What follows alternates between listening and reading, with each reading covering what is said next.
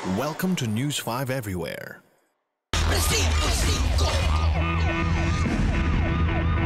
Gagraduate na ng high school si Danrev ngayong taon, kaya excited itong pumasok kahit na walang sapatos. Lumakad ito para manghiram sa isang kaibigan nang makialam ang tadhana. Sa kuha ng CCTV, kitang-kita kung paano kinuyog nang walang kalaban-laban si Danrev. Binugbog muna ito bago tinuldukan ng saksak. Ito ang kuha ng CCTV sa Magsaysay Street sa Signal Village, Taguig, mag-aalas 8 noong Hunyo 3. 6 na lalaki ang makikitang naglalakad sa kalsada. Sa kabilang kanto, makikitang nakatambay ang isa pang lalaki na nakaitim na t-shirt. Maya-maya, nilapitan ng grupo ang lalaki at pinalibutan. Ilang saglit pa, ito na ang eksena.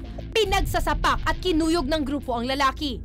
Inundayan din ang saksak ang lalaki ng isa sa mga sumalakay. Matapos nito, mabilis na sumibat ang grupo. Ang biktima ay si Danrev Escaro, 16 anyos. Nadala pa siya sa ospital pero namatay din. Kwento ng kanyang mga kaanak, nang hiram lang ng sapatos, pumasok sa eskwela ang biktima mula sa kaklase. Ang lola tuloy niyang si Lolita, labis ang panghihinayang, lalo't ngayong taon na sana gagraduate si Danrev. Naaawa, bakit naman yun ginayon na lang na parang manok na pinatay? Hinala ng mga kabarkada ni Danrev. Ang nakaalita nilang grupo ang kumuyog kay Danrev. Parang ayabangan lang naman po yun angasan lang. Pero hindi po namin sila nakasakitan talaga. Hindi po namin alam na magagawa nila yun. Kinilala na ng mga otoridad ang 6 na lalaking nakunan sa CCTV.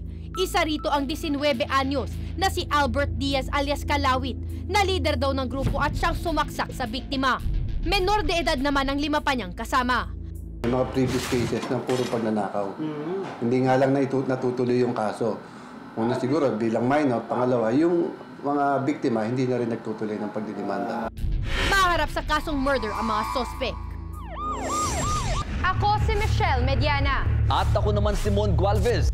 Maging alerto, maging maalam. Huwag maging biktima. Kami ang inyong kasangga sa lansangan. Be sure to come back. News 5 Everywhere. Copyright 2013.